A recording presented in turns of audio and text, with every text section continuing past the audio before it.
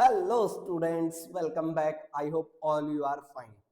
आज मैं आपके लिए लेके आ गया हूँ unit 3 macroeconomics, determination of income and employment. Start करते हैं determination of income and employment. जो ये चैप्टर है बेटे, हम determination of income and employment जो हम चैप्टर डिस्कस कर रहे हैं, इस चैप्टर को कीन्स सर ने किनकी थ्योरी पे बेस्ड है? कीन्स सर की थ्योरी पे बेस्ड है। तो हम जो भी बातें पढ़ेंगे इस चैप्टर के अंदर, वो सब और सब किनने बोली हैं? कीन्स सर ने। ठीक है, इकोनॉमिस्ट थे, उनने इस चैप्टर के बारे में जो भी हम समझेंगे जानेंगे वो सब और सब इन सर की थ्योरी दी गई है। तो इनने क्या समझाया है?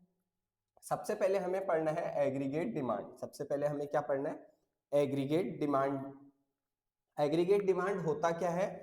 It is the total demand of goods and services in the economy. एक इकोनॉमी में, एक देश के अंदर टोटल, आप, मैं, हमारे पेरेंट्स, सब लोग मिलके कितने गुड्स की डिमांड कर रहे हैं। इसको दूसरी लैंग्वेज में भी कहते हैं, basically it represent total expenditure on goods and services in the economy. एक इकोनॉमी के अंदर कितना टोटल खर्चा हुआ है गुड्स एंड सर्विसेज पे। Components of AD. Components of AD, AD के कंपोनेंट्स चार होते हैं, C plus I plus G plus X minus M, export minus import. तो कितने कंपोनेंट होते हैं एग्रीगेट डिमांड के? 4। सबसे पहला है सी। सी क्या होता है? House hold private consumption expenditure. House hold या प्राइवेट कंजम्पशन एक्सपेंडिचर, जिसको हम किससे डिनोट कर रहे हैं? सी से डिनोट कर रहे हैं। इसका क्या मतलब है? It refers to total amount of expenditure incurred by household to purchase goods and services. तो इसीलिए इसको हम रिप्रेजेंट करते हैं सी से। सेकंड होता है investment expenditure, that is I. किससे डिनोट किया जाता है? आई से। It refers to the expenditure incurred in purchase of capital goods like machine, plant, etcetera.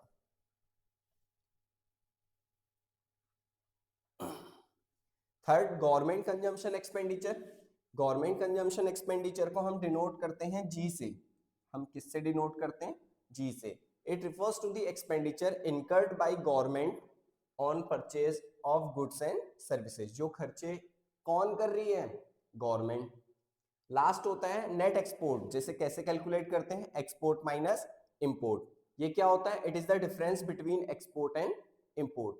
जो सामान हमने फॉरेन कंट्रीज में बेचा है और जो हमने खरीदा है, उसके डिफरेंस को ही नेट एक्सपोर्ट बोला जाता है। जैसे मैंने आपसे डिस्कस किया था, इस चैप्टर में हम सब की सारी बातें एज पर कीन सर पढ़ेंगे। तो कीन सर ने क्या बोला है, नोट देखिएगा।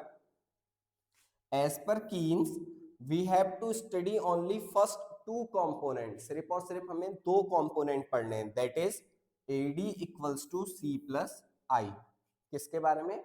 AD plus equals to C plus I. तो जो फर्स्ट 2 कंपोनेंट है एग्रीगेट डिमांड के, एक ये वाला और एक ये वाला, तो इस चैप्टर में हमें इन दोनों को ही समझना है। चलिए डिस्कस करते हैं।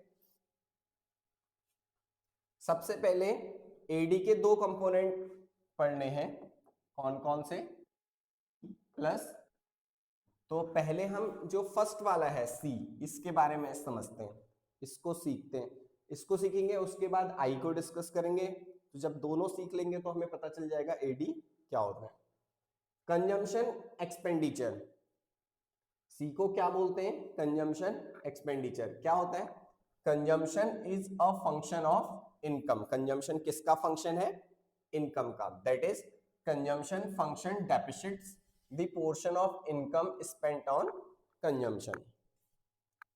कोई भी पर्सन जो भी इनकम कर रहा है, लेट सपोज इस पर्सन ने कितने रुपए इनकम की? 100।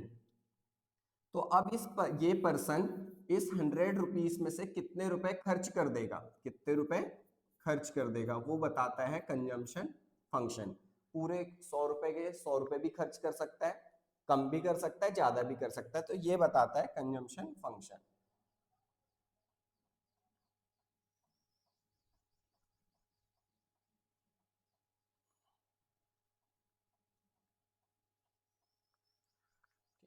तो कंजम्पशन फंक्शन को कैसे डिनोट करते हैं? सी। सी मतलब होता है यहाँ पे कंजम्पशन। सी मतलब यहाँ पे क्या होता है?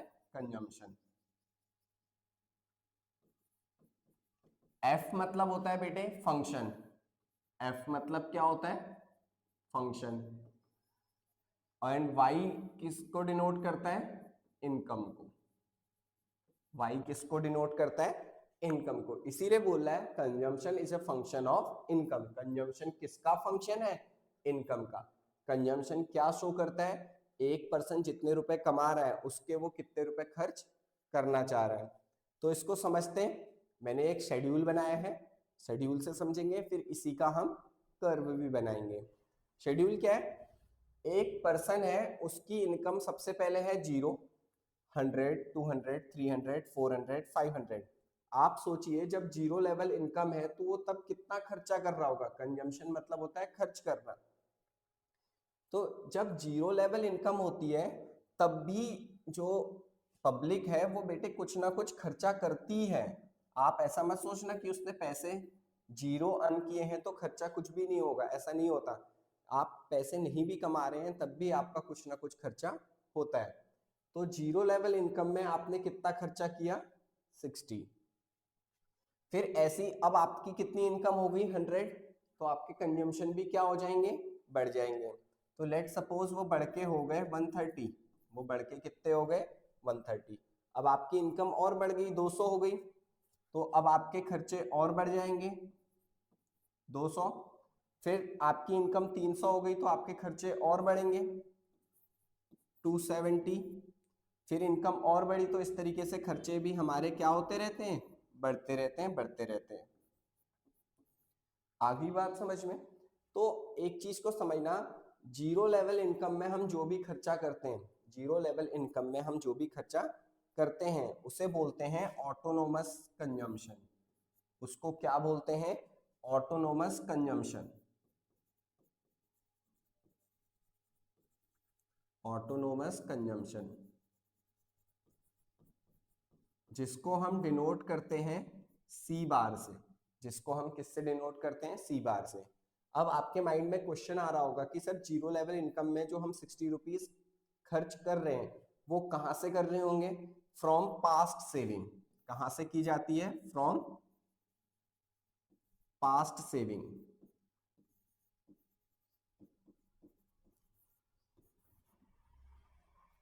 क्लियर है?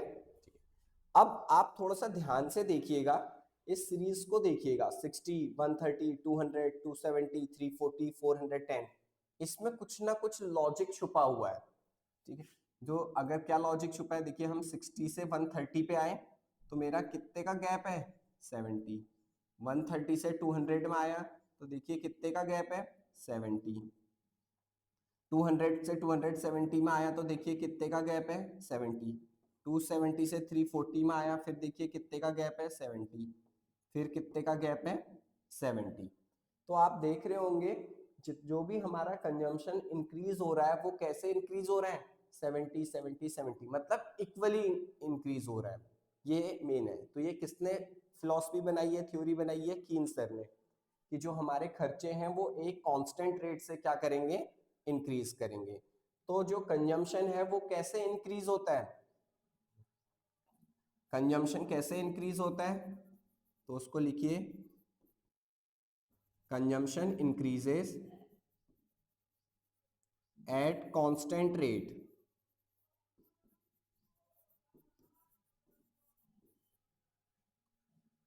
ठीक है, कंजम्पशन कैसे इंक्रीज होता है? कांस्टेंट रेट से। तो आपने क्या क्या सीख लिया इसमें 1 नंबर के क्वेश्चंस? 0 लेवल इनकम में जो भी कंजम्पशन होता है उसे किस नाम से डिनोट करते हैं? Autonomous consumption. सी बार से उसे डिनोट करते हैं। कैसे की जाती है? From past saving. कंजम्पशन कैसे इंक्रीज होता है? एक कांस्टेंट रेट से इंक्रीज होता है, उसको बोलते हैं consumption increases at constant rate. यहां तक बात समझ में आ गई? क्लियर हो गया? ठीक है, अब हम इसका कर्व बनाते हैं। तो हमने शेड्यूल सीख लिया, इसका कर्व हम ड्रॉ करते हैं।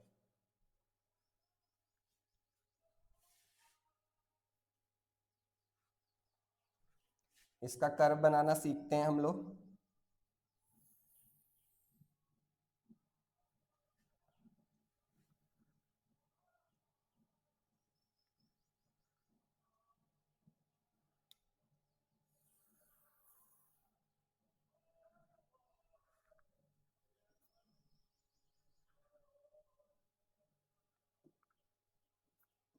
तो ये मैंने एक कर्व बना दिया, this is X axis, this is origin, this is Y axis.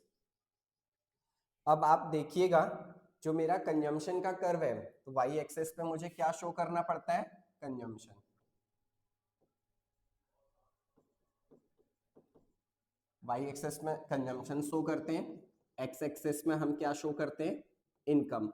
हमें प्लॉटिंग करनी नहीं होती, हमें प्लॉटिंग करने की जरूरत नहीं होती, बस हमें फर्स्ट स्टेप चेक करना होता है। देखो जब इनकम जीरो है, इनकम इस पॉइंट में जीरो होगी तो कंजम्पशन कितना है, 60। कहीं ऊपर से स्टार्ट हो रहा है, इस पॉइंट से कंजम्पशन मेरा कितना है, 60।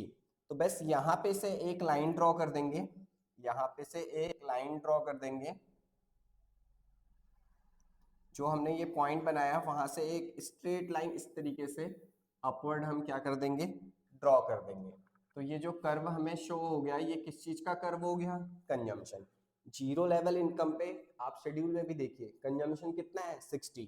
तो मतलब जहां पे इनकम जीरो होगी कंजम्पशन थोड़ा ऊपर से स्टार्ट होगा, कंजम्पशन थोड़ा सा कहां से स्टार्ट होगा, ऊपर से। अब ध्यान से देखना, जो ये वाला पॉइंट है, ये इस पॉइंट में, क्योंकि जीरो लेवल इनकम में कंजम्पशन कितना रहा था, 60। इसी को सी बार बोलते हैं, इसी को सी बार बोलते हैं, ऑटोनोमस कंजम्पशन। ग्राफ में अगर आपसे पूछेगा तो ये पोर्शन होता है। हमेशा याद रखना, जो कंजम्पशन का कर्व होता है, जो कंजम्पशन का कर्व होता है वो कहां से स्टार्ट होता है, अबव द ओरिजिन। कहां से स्टार्ट होता है, अबव द ओरिजिन, और एक linear straight line upward draw हो जाती है। तो ये बातें थी कंजम्पशन के बारे में।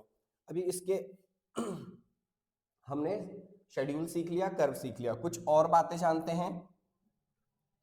Important point about consumption expenditure, कुछ कंजम्पशन एक्सपेंडिचर के लिए important point. Consumption can never be zero, consumption कभी भी जीरो नहीं हो सकता है। Second, at zero level of income consumption is known as autonomous consumption, जो मैंने आपके साथ डिस्कस भी किया। जीरो लेवल इनकम में जो कंजम्पशन होती है उसे ऑटोनोमस कंजम्पशन बोलते हैं, सी बार से डिनोट करते हैं, जो मैंने आपको कर्व में भी एक्सप्लेन किया। Autonomous consumption exist because of past saving, autonomous consumption हम करते कैसे हैं, पास्ट सेविंग से, मैंने अभी भी समझाया था। Consumption function is linear, consumption function linear मतलब it increases at constant rate, एक कांस्टेंट रेट से ही क्या करता है, इंक्रीज करता है। मैथमेटिकली भी कंजम्पशन का एक फॉर्मूला है, मैथमेटिकली भी कंजम्पशन का एक फॉर्मूला है, C equals to C bar plus B Y. Mathematically क्या फॉर्मूला है कंजम्पशन का, C equals to C bar plus B Y. अब यहां पे सर सी बार क्या है, अभी अभी मैंने आपको पढ़ाया था, सी बार हम किसे बोलते हैं, सी बार हम बोलते हैं ऑटोनोमस इन्वेस्टमेंट को। बी का मतलब क्या होता है, बी होता है slope of consumption curve. B क्या होता है, बी को हम बोलते हैं स्लोप ऑफ कंजम्पशन कर्व, जिसको डिनोट किया जाता है एमपीसी के नेम से। बी को हम क्या बोलते हैं, slope of consumption curve, denote कैसे किया जाता है, एमपीसी से। और जो ये वाई है, वाई का मतलब होता है इनकम, वाई का क्या मतलब होता है, इनकम। तो कोई आपसे कंजम्पशन का फॉर्मूला पूछे, C equals to C bar plus B Y, तो यहाँ पे हमने कंजम्पशन समझ लिया। अब हमने आगे चलते हैं। एग्रीगेट डिमांड के मैंने आपको बोला था दो कंपोनेंट होते हैं, क्या क्या, सी प्लस आई। तो सी के बारे में हमने सारी बातें जान ली, अब हम किसके बारे में डिस्कशन करते हैं, आई के बारे में। क्या कह रहे हैं, इन्वेस्टमेंट एक्सपेंडिचर, आई मतलब इन्वेस्टमेंट एक्सपेंडिचर। कह रहे हैं investment is a function of rate of interest, investment किसका फंक्शन है, रेट ऑफ इंटरेस्ट का। तो उसका फॉर्मूला क्या होता है, I equals to F bracket में आर। आई यहाँ पे इन्वेस्टमेंट को डिनोट करता है, आई यहाँ पे किस चीज को डिनोट करता है, इन्वेस्टमेंट को डिनोट करता है। एफ यहाँ पे किस चीज को डिनोट करता है, फंक्शन को। और जो ये आर है, आर किसे डिनोट करता है, रेट ऑफ इंटरेस्ट।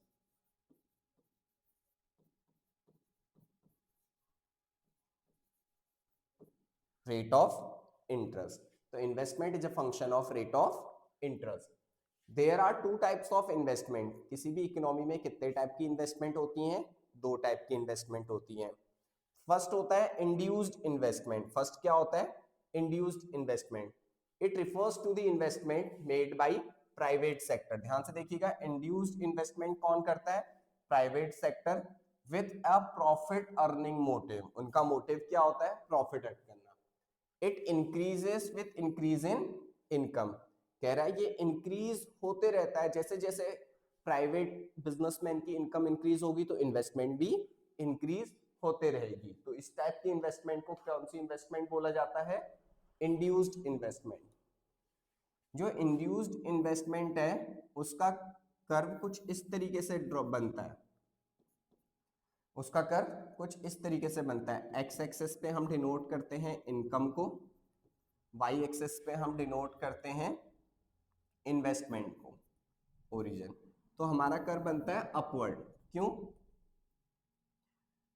मान लीजिए इस पोजीशन में हम थे, ठीक है, इस पोजीशन में हम थे. जैसे ही इनकम इंक्रीज होगी, ऊपर लिखा है it increases with increase in income. जैसे जैसे हम अपनी इन्वेस्टमेंट बढ़ाएंगे वैसे वैसे ही हमारी इनकम भी क्या हो जाएगी? बढ़ जाएगी. जैसे ही मेरी इनकम बढ़ी, देखिए मेरी इन्वेस्टमेंट भी क्या हो गई? बढ़ गई. और सेम जैसी मेरी इनकम कम होगी, जैसी मेरी इनकम क्या होगी? कम होगी, तो मेरी इन्वेस्टमेंट भी क्या हो जाएगी? कम. तो हमें क्या याद रखना है? जो इंड्यूस्ड इन्वेस्टमेंट है वो कौन करता है? Private sector. किस मोटिव से? प्रॉफिट मोटिव से. It increases with increase in income. जैसे जैसे इनकम इंक्रीज होगी तो इन्वेस्टमेंट भी मेरी क्या होती रहेगी? इंक्रीज. सेकंड आते हैं ऑटोनोमस इन्वेस्टमेंट. सेकंड आते हैं autonomous investment. Autonomous it refers to the investment made by government. सबसे पहले कौन करता है इसको? गवर्नमेंट. किस एम से? With an aim of social welfare. Social welfare के पॉइंट ऑफ व्यू से. It remains constant irrespective of level of income. ये हर लेवल ऑफ इनकम में क्या रहेगी? सेम रहेगी. ये हर लेवल ऑफ इनकम में क्या रहेगी बच्चों? सेम रहेगी. क्लियर है? ठीक है. अब इसका कर्व किस तरीके से बनता है वो डिस्कस कर लेते हैं. ठीक है, इसका कर्व किस तरीके से बनता है वो डिस्कस कर लेते हैं. ये रिमेन कांस्टेंट रहेगी. तो इसका curve parallel to X axis बनता है. इसका कर्व कैसे बनता है? Parallel to X axis. क्यों? चाहे मेरी इनकम कुछ भी हो, मेरी इनकम यहाँ हो तब भी इन्वेस्टमेंट सेम रहेगी. मेरी इनकम यहाँ पहुंच गई तब भी मेरी इन्वेस्टमेंट सेम रहेगी. चाहे मैं कहीं पहुंच जाऊं मेरी इन्वेस्टमेंट सेम रहेगी. तो ये किसने बोला है? कीन्स ने. It refers to the investment made by government with an aim of social welfare. It remain constant irrespective of level of income. चाहे मेरी जो भी लेवल ऑफ इनकम हो, मेरी इन्वेस्टमेंट क्या रहेगी? सेम रहेगी. क्लियर होगी बात? आगे चलते हैं. For the purpose of AD we considered only autonomous investment. ध्यान से समझना. कह रहे हैं जो हम एग्रीगेट डिमांड पढ़ रहे हैं उस पर्पस के लिए हम सिर्फ और सिर्फ कौन सी इन्वेस्टमेंट को लेते हैं? ऑटोनोमस इन्वेस्टमेंट को लेते हैं. तो इन्वेस्टमेंट दो टाइप की थी, इंड्यूस्ड और ऑटोनोमस. तो हम अपने इस सिलेबस के अकॉर्डिंग कौन से वाले को लेके मानेंगे? ऑटोनोमस इन्वेस्टमेंट को मानेंगे. तो कह रहा है for the purpose of AD we considered only autonomous investment because according to Keynes investment remain constant at all level of income during short period. तो कह रहा है हमें कौन सी इन्वेस्टमेंट लेके चलनी है? ऑटोनोमस इन्वेस्टमेंट लेके चलनी है. तो ठीक है, इसका भी अब एक कंप्लीट इन्वेस्टमेंट हमें आ गया. शेड्यूल बनाना सीखते हैं और फिर कर्व बनाना सीखेंगे. तो कंजम्पशन जीरो लेवल पे अभी अभी हमने समझाया था कितना होगा? 60. फिर एक कांस्टेंट रेट से बढ़ता है तो बिल्कुल सेम कॉपी करेंगे. 130 था, फिर 200, फिर 270, फिर 340, फिर 410. इन्वेस्टमेंट हमेशा याद रखना जीरो लेवल में आपने जितना कंजम्पशन रखा होगा 16, उतना ही आप क्या रखिएगा, इन्वेस्टमेंट, उतना ही क्या रखिएगा, इन्वेस्टमेंट। और इन्वेस्टमेंट हर लेवल पे फिर क्या रहेगा, सेम। इन्वेस्टमेंट फिर हर लेवल में क्या रहेगा, सेम। अभी तो हमने पढ़ा था कि हम कौन सा इन्वेस्टमेंट लेंगे, ऑटोनोमस इन्वेस्टमेंट। और autonomous investment her level of income में क्या रहता है, सेम रहता है। क्लियर होगी बात। अब मुझे सीखना तो एडी था। अब एडी के फॉर्मूला क्या था, सी प्लस आई। सी और आई को आपस में क्या कर दीजिए, प्लस कर दीजिए। तो 60 प्लस 60 प्लस करूंगा तो 120 आ जाएगा। कितना आ जाएगा, 120। फिर 130 प्लस 160 प्लस करूंगा तो ऐसे ही मेरा कितना आ जाएगा, 190। देन 260, फिर 330, फिर 340 और 60, 400, 410 एंड 60, 470। कितना आ जाएगा, 470। तो ये हमने बनाना सीखा शेड्यूल। अब हमें सीखना है इसका कर्व। हमने शेड्यूल डिस्कस कर लिया किस तरीके से बनता है, कंजम्पशन सीखा, इन्वेस्टमेंट सीखा, उन दोनों को प्लस कर लिया तो मुझे मिल गया एडी। अब हम इसका कर्व बनाना सीखते हैं। क्या समझते हैं, इसका curve banana.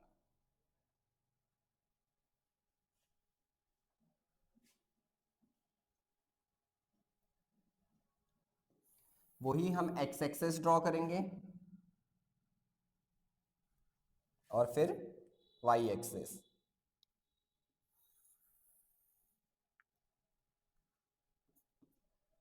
This is Y axis, this is X axis और this is origin. X axis में हम क्या शो करते हैं हमेशा, इनकम। वाई एक्सेस में इस बार मुझे दो, एक तो कंजम्पशन प्लॉट करना है और एक दूसरा क्या करना है प्लॉट, इन्वेस्टमेंट, और एक एडी। एक क्या प्लॉट करना है, एडी।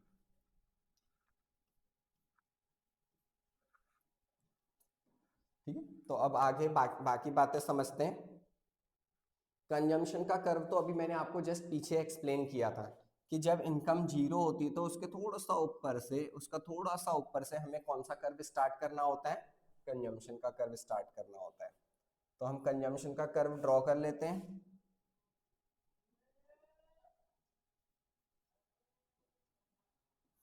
एक मैंने लीनियर स्ट्रेट लाइन ड्रॉ कर दी, एक मैंने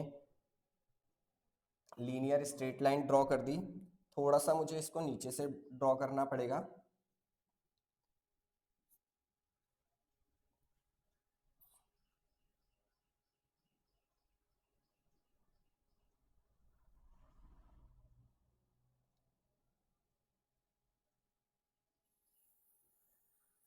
एक मैंने किस चीज का कर्व ड्रॉ कर दिया, कंजम्पशन का, जो मैंने अभी आपको पीछे एक्सप्लेन भी किया था। फिर मैंने आपको बताया था इन्वेस्टमेंट का कर्व। अभी अभी आप देखिए, मैंने आपको समझाया था इन्वेस्टमेंट का, हम ऑटोनोमस इन्वेस्टमेंट लेते हैं तो वो पैरेलल टू एक्स एक्सिस रहता है, रहेगा। क्या रहेगा, पैरेलल टू एक्स एक्सिस।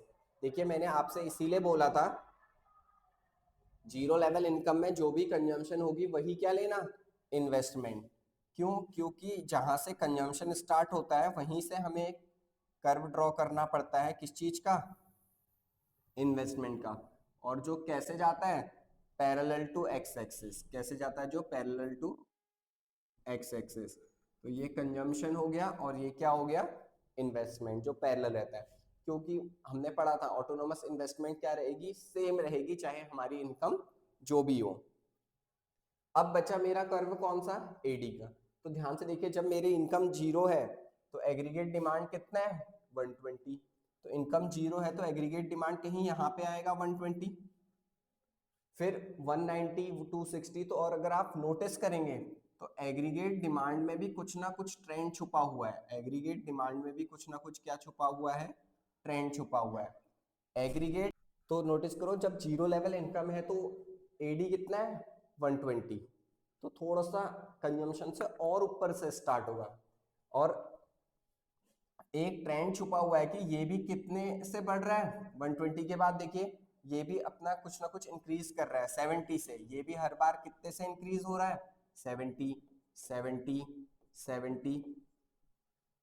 तो इसीलिए ये भी लीनियर स्ट्रेट लाइन बनेगी। लीनियर स्ट्रेट लाइन मतलब जैसे कंजम्पशन का कर्व बिल्कुल स्ट्रेट गया है ऊपर को, उसी तरीके से एग्रीगेट डिमांड का कर्व भी जाएगा। क्यों? क्योंकि ये भी एक कांस्टेंट रेट से इंक्रीज कर रहा है, और जब भी कांस्टेंट रेट से इंक्रीज करेगा तो वो लीनियर स्ट्रेट लाइन होगी। क्या होगी? लीनियर स्ट्रेट लाइन होगी। अब हम एक लाइन ड्रॉ कर देते हैं, ध्यान रखिएगा वो बिल्कुल पैरेलल ड्रॉ होगी। कैसे ड्रॉ होगी? पैरेलल ड्रॉ होगी। इसको एडी नाम दे दिया। पैरेलल मतलब ये जो कंजम्पशन और एग्रीगेट डिमांड का कर्व है, इन दोनों के बीच में हर समय बराबर गैप रहेगा। हर समय कैसा गैप रहेगा? बराबर गैप रहेगा।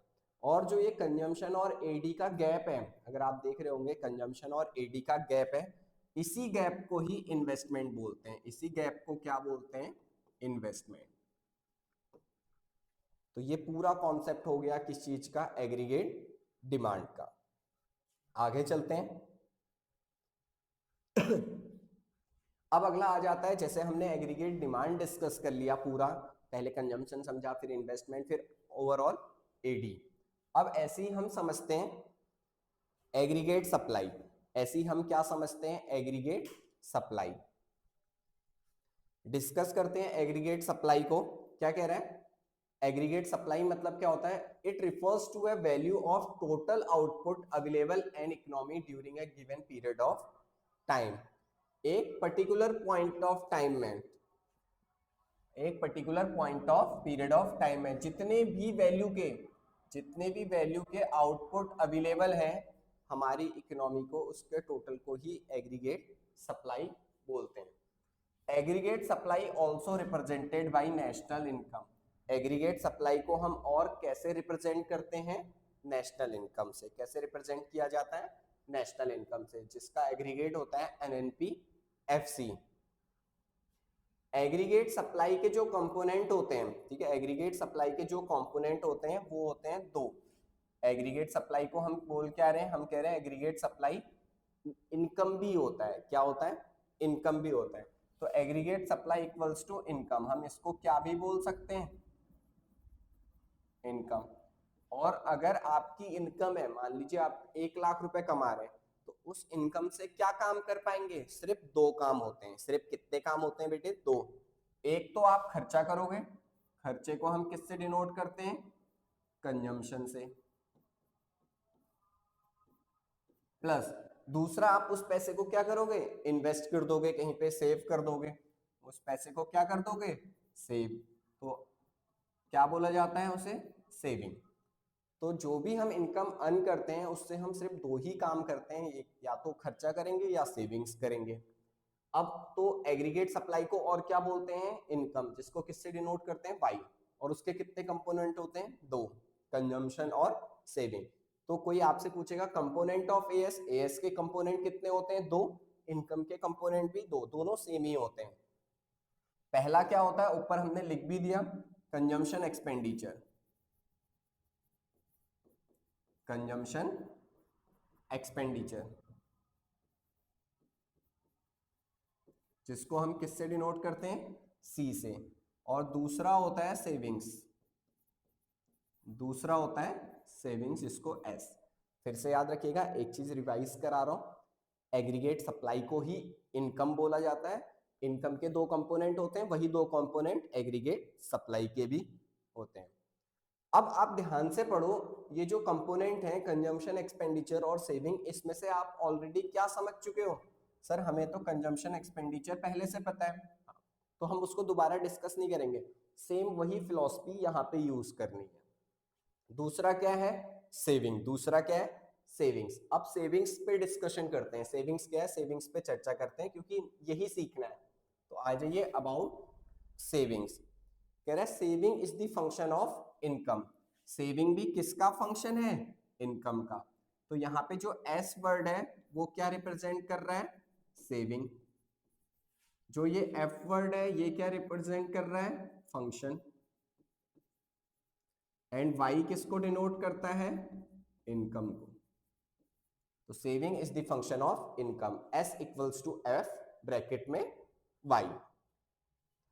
तो चलिए सेविंग के बारे में थोड़ा सा समझते हैं, सेविंग के बारे में थोड़ा सा समझते हैं, शेड्यूल बनाना सीखेंगे और इसका कर्व बनाना भी सीखेंगे। तो इनकम किसी भी पर्सन की एक पर्टिकुलर तरीके से इंक्रीज की है, 0, 100, 200, 300, 400 एंड 500। जब जीरो लेवल इनकम होती है तो सोचो बच्चों कि सेविंग्स कितनी होती होगी, जीरो लेवल इनकम में सेविंग्स कितनी होती होगी, याद रखिएगा -60। सर आपने -60 ही क्यों रखा, -60 रखने के पीछे रीजन था, -60 रखने के पीछे रीजन था। क्या रीजन था, जब आपकी इनकम 0 थी तो आप कितने रुपए खर्च कर रहे थे, 60 रुपए, और वो 60 रुपए कहां से खर्च कर रहे थे, पास सेविंग से, जो मेरी सेविंग्स थी।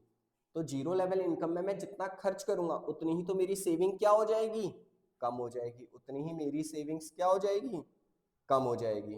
तो अब समझ में आया कि जीरो लेवल इनकम में जो कंजम्पशन होता है उतना ही सेविंग हो जाती है, सेविंग माइनस में चले जाती है, दैट इज -60।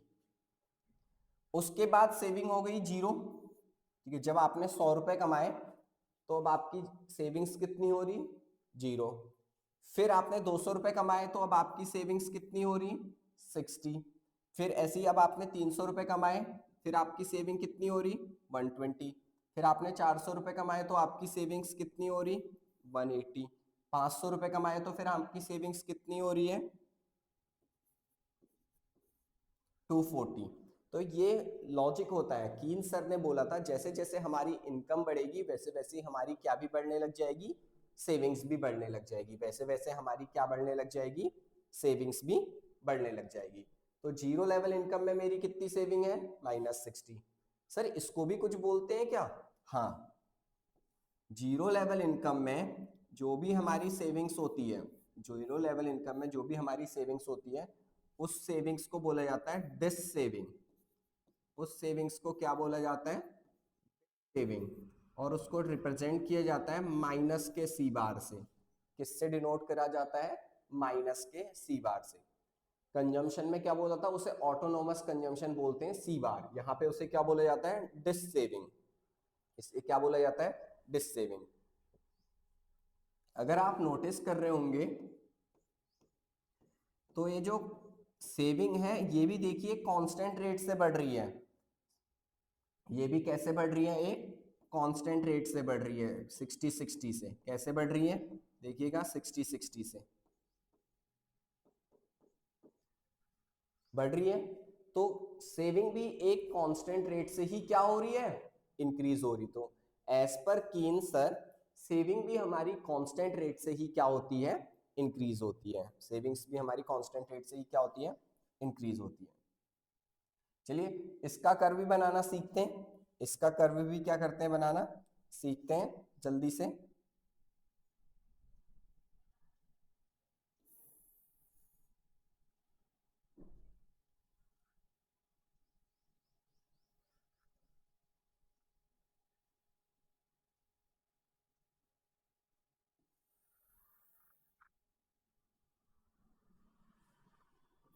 ये मेरा वाई एक्सेस, ये ओरिजिन, ये मेरा x access.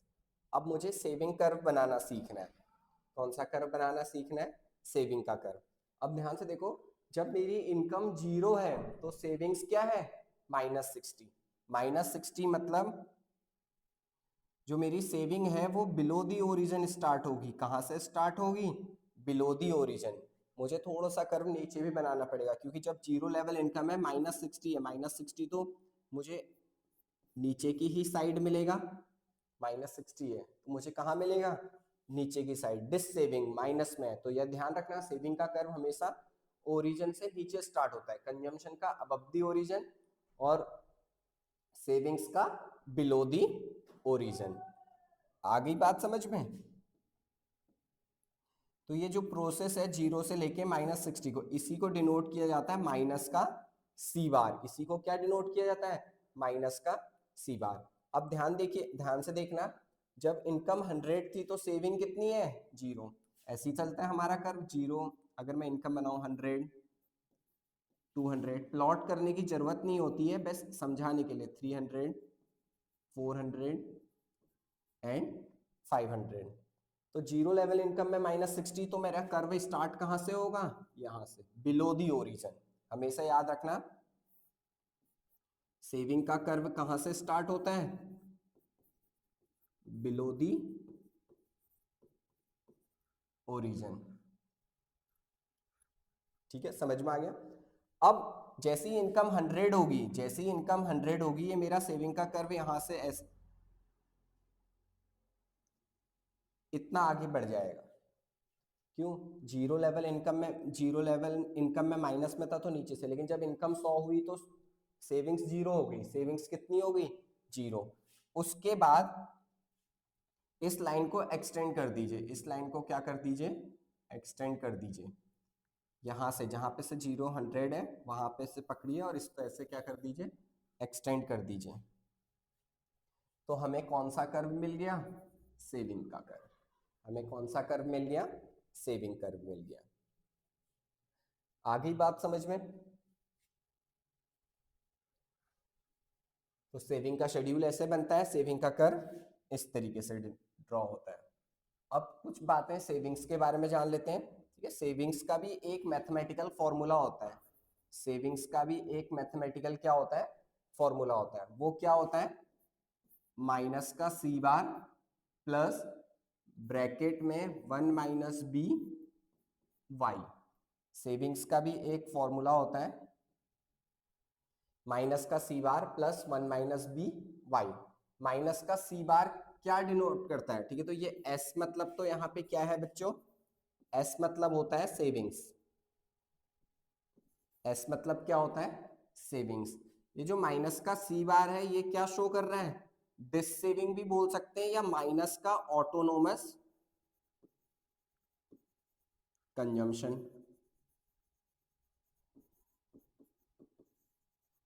One minus B, B मतलब अभी मैंने समझाया था आप लोगों को, लेकिन बी मतलब समझाया था, लेकिन अगर मैं पूरा 1 माइनस बी की बात करूं, ये 1 माइनस बी क्या शो करता है? तो ये शो करता है स्लोप ऑफ सेविंग कर्व। क्या शो करेगा? Slope of saving curve. सिर्फ बी को क्या बोलते हैं? Slope of consumption curve. और एमपीसी से वो क्या होता है? रिप्रेजेंट। जो ये वाई है, जो ये वाई है, वाई को क्या बोला जाता है? इनकम। वाई को क्या बोला जाता है? इनकम। तो इस पार्ट में हम यहां तक ही समझते हैं, aggregate demand, aggregate supply. Next part में बहुत जल्दी लेके आऊंगा। आप इतना लेक्चर देखिए, लाइक कीजिए, कमेंट कीजिए, सब्सक्राइब कीजिए, और अपनी बहुत अच्छी प्रिपरेशन कीजिए अपने इकोनॉमिक्स के एग्जाम के लिए। और आप सभी को happy Holi, very very happy Holi. आप लोगों को बहुत अच्छे आपके पेपर जाए, अच्छा रिजल्ट आए, आपके मनपसंद आपको कॉलेज मिल जाए। ठीक है, तो सी यू सून। बहुत जल्दी मैं नेक्स्ट पार्ट लेके आऊंगा, जल्दी मिलते हैं। Thank you so much.